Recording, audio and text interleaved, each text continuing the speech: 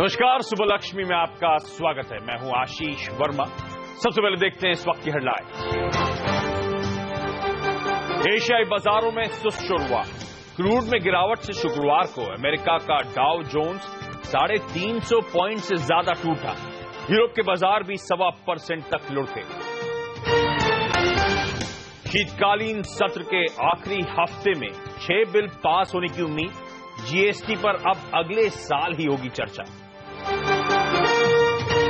सन pharma को Halol plant के लिए मिली अमेरिकी फार्मा रेगुलेटर की चेतावनी। सितंबर 2014 में यूएस एफडीए ने की थी प्लांट की जांच। अब आईटी कंपनियों को महंगा पड़ेगा अमेरिकी वीजा। यूएस कांग्रेस ने फीस दोगुनी करने का बिल किया पास। नैस्कॉम ने बिल को बताया भेदभावपूर्ण। आज बंद होगा नारायण हृदयालय हेल्थ केयर का आईपीओ। 2 दिनों में महज 30% भरा। प्राइस बैंड 245 रुपए से 250 रुपए। और चलिए सबसे पहले देख लीजिए किस तरह से आज बाजार खुलने के संकेत आ रहे हैं। हफ्ते का पहला कारोबारी सत्र हमारा जो निफ्टी सिंगापुर में लिस्टेड है, तो हमें पहले इंडिकेशंस देता है भारतीय बाजारों की चाल के लिए। उसमें कमजोरी के साथ कामकाज हो रहा है। 1/3% या 24 अंक के आसपास के दबाव के इंडिकेशंस वहां से आ रहे हैं। दरअसल पूरे एशिया में आपको नजर आएगा ठंडा कामकाज हो रहा है और इसीलिए शायद एसजीएक्स निफ्टी भी दबाव के साथ। मैं लौटूंगा एशिया पे, लेकिन इससे पहले बता दूं आपको सीएनबीसी आवाज के मार्केट एडिटर अनिल सिंघवी का क्या कॉल है आज मार्केट्स पर। अनिल का मानना है कि बाजार में बिकवाली करने के मौके ढूंढने चाहिए। इनफैक्ट कमजोरी के साथ शुरुआत होती है अगर अच्छे खासे दबाव के साथ, तो शायद वहां पे खरीदारी करने के मौके हों। पर इसको इंटरप्रेट कैसे करूं, कौन से लेवल्स होंगे जहां पे खरीदारी करूं, कौन से लेवल्स होंगे जब बिकवाली कंटिन्यू रखूं, ये अनिल से जानेंगे आगे। उससे पहले एसजीएक्स निफ्टी और एशिया और ग्लोबल मार्केट्स में किस तरह का कामकाज हुआ है क्विकली आपको वो समझा दूं। कई सारे इंडिकेशन हैं और सबसे इंपॉर्टेंट जो आज सिंगापुर निफ्टी कमजोरी के साथ कामकाज कर रहा है, उसकी वजह है अमेरिका में प्रेशर। अमेरिका में फ्राइडे को 1.5 से 2% के आसपास ही कमजोरी थी। इनफैक्ट डाउ में 365 अंक से ज्यादा का दबाव था। दिन भर सस्टेन्ड सेलिंग थी और अमेरिकन मार्केट्स दिन के लोज पे जाके बंद हुए। क्यों कमजोरी आई? एक तो कच्चे तेल की कीमतें अभी भी संभल नहीं पा रही हैं। शुक्रवार को फिर आधे % से ज्यादा का दबाव देखने को मिला। उसका इंपैक्ट था एक तो सेंटिमेंट्स पे, दूसरा एनर्जी शेयरों पर वहां पे प्रेशर था। फ्राइडे को अमेरिका में ऑप्शंस की एक्सपायरी थी, तो उसके चलते वोलेटिलिटी, अस्थिरता देखने को मिली और मुनाफा वसूली का दबाव हावी हुआ। इनफैक्ट ध्यान रखें, वहां पे एफओएमसी के इवेंट से पहले यानी कि ब्याज दरें बढ़ने से पहले खरीदारी आई थी। अनाउंसमेंट के बाद खरीदारी आई थी। फाइनली फ्राइडे के ट्रेडिंग सेशन में हमने प्रॉफिट बुकिंग आती हुई देखी, दबाव आता हुआ देखा। थोड़ा सा अनसर्टेनिटी है, अनिश्चितता अभी भी है। एफओएमसी तो हमारे पीछे, क्लैरिटी आ गई, लेकिन अनिश्चितता अभी भी अमेरिका में कहा जा रहा है अर्निंग्स को लेकर। जैसे भारत में हमारे साथ कंफ्यूजन है कि कंपनियां किस तरह से परफॉर्म करेंगी, सिमिलरली अमेरिका में भी दबाव उस बात का है, अनसर्टेनिटी है। इकोनॉमी की हेल्थ को लेकर अभी भी सवालिया निशान है उस फेड के मूव के बाद भी। इसीलिए आपने देखा फ्राइडे को थोड़ा सा वो अनिश्चितता बाजार को आमतौर पर पसंद नहीं आती, इसलिए दबाव के साथ कामकाज था। इनफैक्ट जो पूरे हफ्ते के गेन्स थे, इस एक ट्रेडिंग सेशन में वो पूरे वाइप आउट होते हुए नजर आए हैं। यूरोप में भी हमने देखा प्रेशर के साथ ही कामकाज था। इनफैक्ट यूरोप में 1 से 1.25% के आसपास आपकी स्क्रीन पर कमजोरी थी और कैक्स और डैक्स खासतौर पे यूरो जोन में हमने देखा कल दबाव आता हुआ। एक तो थर्सडे को बड़ा शार्प पॉजिटिव साइड में मूव था, तो उसके एकदम विपरीत प्रॉफिट बुकिंग आती हुई नजर आई। यूरोप में भी फ्राइडे की ट्रेडिंग सेशन में इन्वेस्टर्स वहां पे भी कॉशियस है। यूरोप ज्यादा स्ट्रांगली रिएक्ट करता है कच्चे तेल की कीमतों पे, इन्वेस्टर्स वहां पे भी कॉशियस हैं कच्चे तेल की प्राइसेस को लेकर और इसलिए दबाव देखने को मिला। हालांकि फॉर द वीक यूरोप में हमने देखा बीते हफ्ते 1.5% या उससे ज्यादा का पॉजिटिव मूव था, पर क्योंकि हमने ओवर द वीकेंड क्यूज कमजोर पिकअप करे थे, दबाव था, इसलिए आज पूरा एशिया कमजोरी के साथ और इसे एसजीएक्स निफ्टी भी दर्शा रहा है 1/4-1/3% के आसपास का दबाव। लेकिन आपको याद होगा फ्राइडे की ट्रेडिंग सेशन में हमने वैसे भी कमजोरी के साथ कामकाज करा था।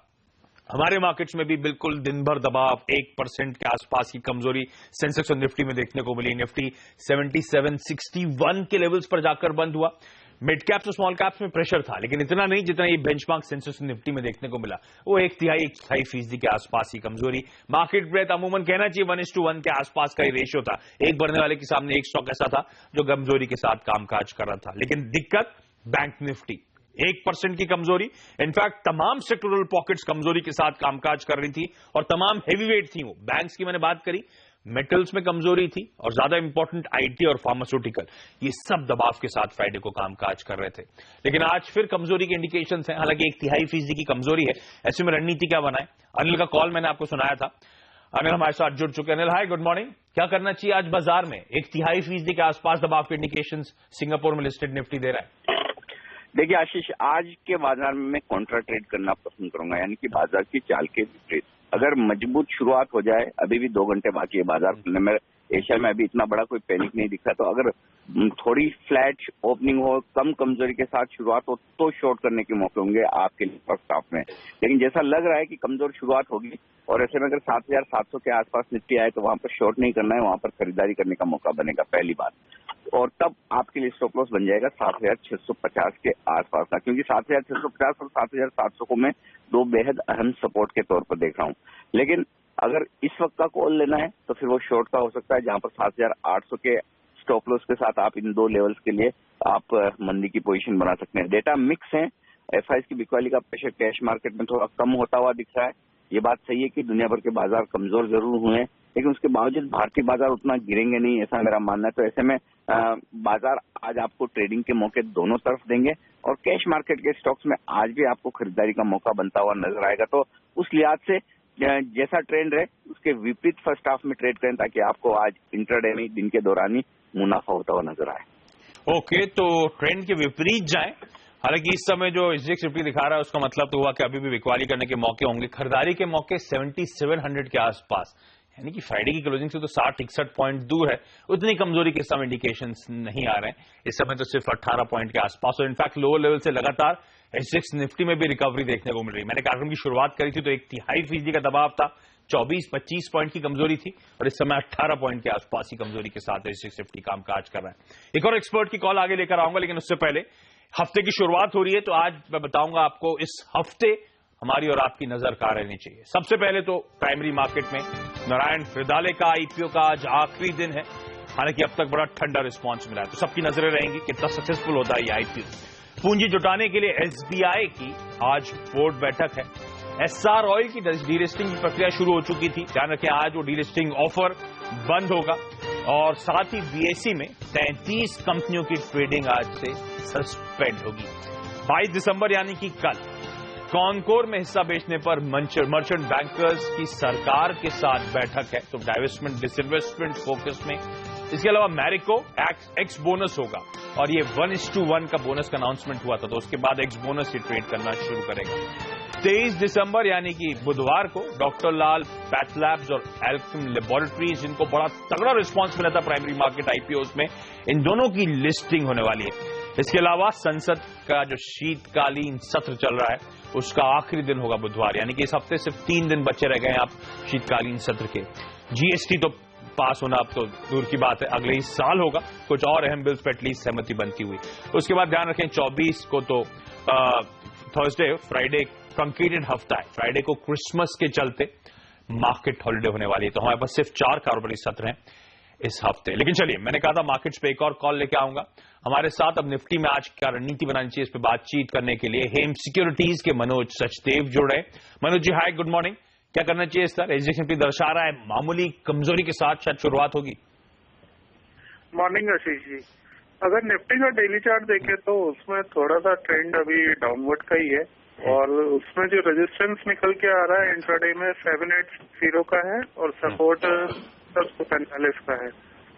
तो बेटर होगा निफ्टी को अभी शॉर्ट करके ही चलें। ऊपर में 7850 का स्टॉप लॉस लगाएं, नीचे में 630 तक के टारगेट 3-4 दिनों में ही देखने को मिलेंगे। तो मतलब ये हफ्ता ही कमजोरी वाला देख रहे हैं आप मनोज जी?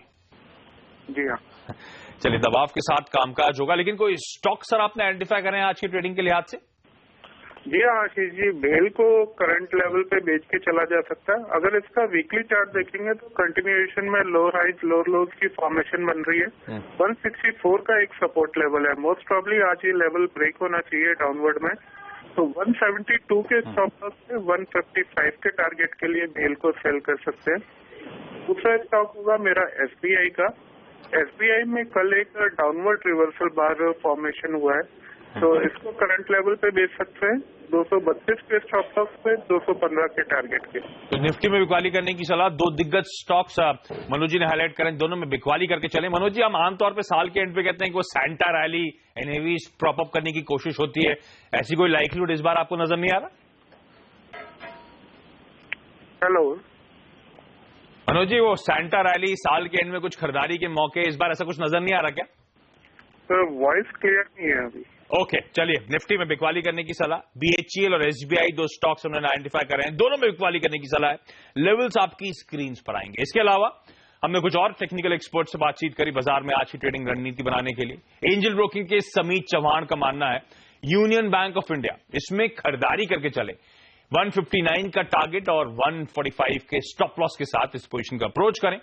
वहीं आरके ग्लोबल के राकेश बंसल का मानना है कि टाटा मोटर्स के डीवीआर में बिकवाली करें, टारगेट होगा 271 का और 285 के लेवल्स पर अपना स्टॉप लॉस लगाएं। ये टारगेट्स आपको शायद अगले 1 से 2 दिनों में मिल जाएंगे। वहीं मैक्स ग्रोथ कैपिटल के आशुतोष सरना का मानना है कि लार्सन एंड टूब्रो यानी कि एलएनटी में खरीदारी करें, 1315 के टारगेट्स और 1278 के स्टॉप लॉस के साथ इस पोजीशन का अप्रोच करें। ये लेवल्स आपको शायद अगले 1 से 2 कारोबारी सत्र में देखने को मिलेंगे। तो ये तो तमाम ट्रेडिंग रणनीतियां, लेकिन इसके अलावा आज कौन से टॉप 5 शेयर रहेंगे फोकस में, जानते हैं मेरे सहयोगी हेमंत गई से। हेमंत हाय, गुड मॉर्निंग। कौन से स्टॉक से आज आपके रडार पर? मॉर्निंग आशीष। सन फार्मा ये एक ऐसा स्टॉक है जो सबके रडार पर आज सुबह सुबह होने वाला है। काफी दबाव के साथ ये स्टॉक आज खुल सकता है। जिस तरह से यूएस से एक वार्निंग लेटर इनको मिला है हालोल फैसिलिटी के लिए, जाहिर सी बात है इन्होंने एक प्रेस कॉन्फ्रेंस करी, लेकिन एनालिस्ट काफी चिंतित हैं क्योंकि वार्निंग लेटर के कंटेंट अभी तक किसी को पता नहीं है क्या लिखा हुआ है। हालांकि मैनेजमेंट ने कॉन्फ्रेंस कॉल में ये जरूर कहा कि कंटेंट वैसे ही है जिस तरह से पहले इनको लेटर प्राप्त हुआ था यूएस एफडीए से, कुछ खास फेरबदल नहीं है। लेकिन फिर भी लोग देखना चाहते हैं और सबकी चिंता यही है कि कहीं अब ये वार्निंग लेटर के बाद इंपोर्ट अलर्ट ना हो जाए, और अगर इंपोर्ट अलर्ट होता है तो सन फार्मा के लिए बड़ी दिक्कत की बात हो सकती है। और सीएलएसए तो कहता है अगर इंपोर्ट अलर्ट होता है तो 570 का फेयर वैल्यूएशन होगा स्टॉक का। तो देखिए ये शेयर जो 7 अप्रैल को 1200 रुपए के लेवल पर था, और अगर इंपोर्ट अलर्ट आता है तो 570 तक ये गिर सकता है। इसीलिए आज काफी चिंता की बात है। वार्निंग लेटर पर वो कहते हैं कि 721 रुपए का फेयर वैल्यू वो देख रहे हैं। तो सन फार्मा ये एक ऐसा स्टॉक है जो सबके रडार पर आज रहने वाला है। इसके अलावा आईटी कंपनियों पर नजर रखिए। हमने आपको पिछली बार भी बताया था शुक्रवार को कि यूएस में बिल को पास करने की बात काफी तेजी से काम कर रही है, और वीजा वहां पर फीस देखिए अब डबल हो गई है। आईटी कंपनियां जो भारत से वहां पर काम करती हैं, जो लोग वहां पर भेजती हैं, तो उनके लिए कॉस्ट बढ़ता हुआ नजर आएगा। वैसे भी तीसरी तिमाही कंपनियों के लिए अच्छी नहीं मानी जाती। चेन्नई की फ्लड्स की इशू के चलते काफी सारी कंपनियों ने कह दिया है कि तीसरी तिमाही कमजोर रहेगी, और ये एक और सामने ऊपर से दिक्कत आती हुई तो आईटी कंपनियों के शेयरों में दबाव देखने को मिलेगा। लेकिन मल्टीप्लेक्स कंपनियों पर भी नजर रखिए। पीवीआर, इरोस, आइनॉक्स, दिलवाले और बाजीराव ने अच्छा रिस्पॉन्स मिला है। हमने देखा 2 दिन में करीब दिलवाले ने 45 करोड़ रुपीस के आसपास बनाए हैं, बाजीराव ने करीब 30 करोड़ के आसपास बनाए हैं। तो जाहिर सी बात है पीवीआर जैसी कंपनियां, आइनॉक्स जैसी कंपनियों के ऊपर आज भी नजर रहेगी। हाउसफुल रहे हैं ये शोज। एसआर ऑयल के स्टॉक पर भी नजर रहेगी। डीलिस्टिंग ऑफर आज क्लोज हो रहा है। फ्लोर प्राइस 146 का तय किया गया था। करीब 9 करोड़ से ज्यादा के शेयर इनको हासिल करने थे। देखना होगा डीलिस्टिंग ऑफर पार लग जाता है या फिर नहीं हो पाता है। 146 का देखिए फ्लोर प्राइस था और उसके ऊपर ही ये शेयर ट्रेड भी कर रहा है। तो देखना होगा लोग टेंडर करेंगे या फिर नहीं। आज काफी अहम दिन है एसआर ऑयल के लिए। इसके अलावा एमबीएल इंफ्रा जैसी कंपनियों पर भी नजर रखिए। इंफ्रास्ट्रक्चर कंपनियों में एक अच्छी रैली देखने को मिल रही है। बार बार इनको ऑर्डर्स मिल रहे हैं। 414 करोड़ रुपए का एक ऑर्डर एमबीएल को मिला है। इस स्टॉक पर भी आपकी नजर जरूर होनी चाहिए। दिलवाले या बाजीराव में से कुछ देखा आपने इस वीकेंड? बिल्कुल नहीं देखा, देखिए समय ही नहीं मिला। चलिए, स्टॉक्स न्यूज बनाने में बिजी थे हेमंत। लेकिन सन फार्मास्यूटिकल आज रडार पर रहेगी। सबसे पहले वो यूएस से जो वार्निंग आई है, वार्निंग लेटर आया है, वो दिक्कत की बात है। तमाम आईटी, क्योंकि वो वीजा फी डबल करने की बात हम लगातार हाईलाइट करते, कांग्रेस ने पास करा था, यूएस हाउस ऑफ रिप्रेजेंटेटिव्स ने भी उस पर मोहर लगा दी है। अभी हकीकत हो गया है, $400 मिलियन सालाना हिट होगा। पीवीआर, आइनॉक्स, इरोस जो मूवी चल रही है, हिट है दोनों, शायद भरपूर फायदा मिले। एसआर ऑयल सबकी नजर रहेगी। डीलिस्टिंग का आज आखिरी दिन है, वो टेंडर करने के लिए शेयर। और एमबीएल इंफ्रा, छोटी इंफ्रा कंपनी, ऑर्डर मिला है 400 करोड़ रुपए से ज्यादा का, शायद हरकत में रहे। पर यहां पे एक छोटा सा ब्रेक लेंगे। ब्रेक के बाद फोकस होगा कमोडिटी और करेंसी मार्केट्स में। ध्यान रखें, कच्चा तेल अभी भी संभल नहीं पा रहा है। रडार पर रहेगी आज की स्ट्रैटेजीज।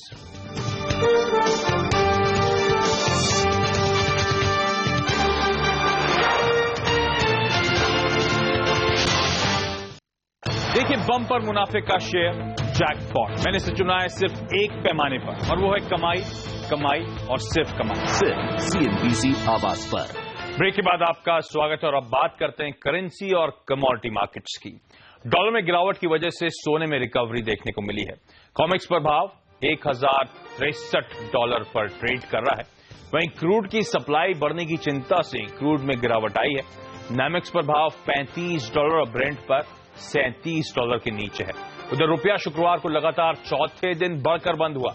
डॉलर के मुकाबले रुपया 2 पैसे चढ़कर $66.40 के लेवल्स पर बंद हुआ है। कमोडिटी और करेंसी मार्केट्स में आज हफ्ते के पहले कारोबारी दिन क्या रणनीति हो, एसएनसी ग्रुप ऑफ कंपनीज के रवि सिंह जी जुड़ रहे हैं हमारे साथ। रवि जी हाय, गुड मॉर्निंग। सबसे पहले तो कच्चा तेल संभलने का नाम नहीं ले रहा है, इक्विटी मार्केट्स को भी लगातार नर्वस कर रहा है सर, क्या लग रहा है अभी और दबाव बचा हुआ है और प्रेशर आएगा, बिकवाली करूं? Good morning Ashish ji. बिल्कुल आशीष जी, इस समय देखें तो कोई भी अप ट्रेंड आने पे बिकवाली करना चाहिए, और खासतौर से अभी जिस हिसाब से लेवल देखने को मिल रहे हैं तो वापस से नेक्स्ट कॉन्ट्रैक्ट में देखें तो फिर से 2200 तक के लेवल देखने को मिल सकते हैं। तो $35 के नीचे इसका मतलब $32 के आने के WTI की बहुत ज्यादा चांसेस है यहाँ पर। तो फिलहाल सेल की रणनीति में रहना ज्यादा समझदारी। अच्छा, सोना कुछ हद तक संभला है लगातार प्रेशर के बाद, संभला कहना भी गलत होगा, हालांकि अभी भी वो बड़ा ठंडा ही कामकाज हो रहा है। क्या करना चाहिए सर? क्या खरीदारी करने के मौके ढूंढूं, हिम्मत करूं, कुछ शॉर्ट कवरिंग आएगी यहाँ पर? देखिए अभी खरीदारी करने से बचना चाहिए क्योंकि रुपी भी स्ट्रांग होता जा रहा है। डॉलर इंडेक्स के कंपैरिजन में थोड़ा सा देखें तो इंडिया में ज्यादा है, बजट को लेकर के आगे एक एक्शन हो सकता है इंपोर्ट ड्यूटी पर। तो यहाँ पर अभी फिलहाल एक पुल बैक पे सेल की रणनीति रखें, स्टिक स्टॉप लॉस के साथ ट्रेड करें। 80 से 90 पॉइंट का स्टॉप लॉस लें, टारगेट देखें तो 150-200 पॉइंट तक के टारगेट देखने को मिल सकते हैं। तो फिलहाल 25,000 के भाव फिर से देखने को मिल सकता है। जो ये तेजी आई है ये एक अच्छी है सेलिंग अपॉर्चुनिटी के पॉइंट ऑफ व्यू से। ओके, तो तेजी में बिकवाली करने की मौके ढूंढने, डाउन साइड का रिस्क अभी भी बना हुआ है। आपने करेंसी की बात करी थी सर, रुपया अब कुछ हद तक मजबूती दिखा रहा है, क्या आज इस हफ्ते किस तरह का ट्रेड देख रहे हैं, आज किस तरह का कामकाज होगा? देखिए इस समय देखें तो आशीष जी मुझे लगता है कि रुपए में अभी 66.20 तक का स्ट्रेंथ अभी स्पॉट में देखने को मिल सकता है। तो यहाँ पर 66.4045 का जो लेवल है इस बीच में एक बार 15 पैसे के स्टॉप लॉस से बिकवाली करनी चाहिए। और अभी फर्स्ट 2 से 3 डेज तक रुपए में थोड़ी स्ट्रेंथ हो सकती है। आफ्टर लास्ट एक्सपायरी के पास आके थोड़ी सी डिमांड देखने को मिल सकती है, इसकी वजह से पुल बैक देखने को मिल सकता है, लेकिन फर्स्ट 2 डेज की स्ट्रेटेजी में भी और स्ट्रेंथ हो सकती है। ओके रवि जी, बहुत बहुत धन्यवाद सुबह वक्त निकालने के लिए। रुपये में शायद मजबूती कंटिन्यू रहे, 66.25 तक के लेवल्स तक जाता हुआ आपको नजर आएगा। कच्चे तेल में लेकिन बिकवाली, और सोने में जो उछाल आ रहा है वो भी बिकवाली करने के मौके दे रहा है। शायद 25,000 के नीचे एक बार फिर से सोना स्लिप होता हुआ नजर आए। लेकिन चलिए यहाँ पे एक छोटा सा ब्रेक लूंगा, ब्रेक के बाद नारायण हृदयालय का आईपीओ का आज आखिरी दिन है, उसकी डिटेल शेयर करेंगे आपसे।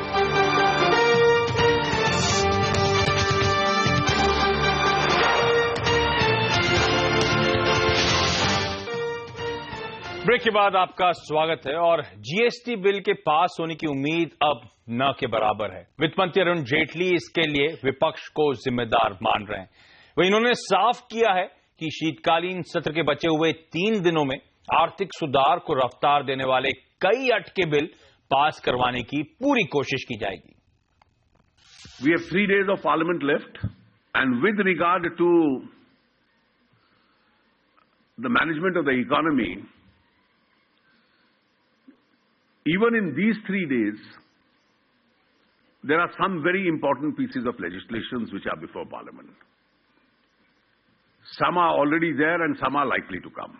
And I am going to be pushing for the insolvency and the bankruptcy law before Parliament in the next 3 days.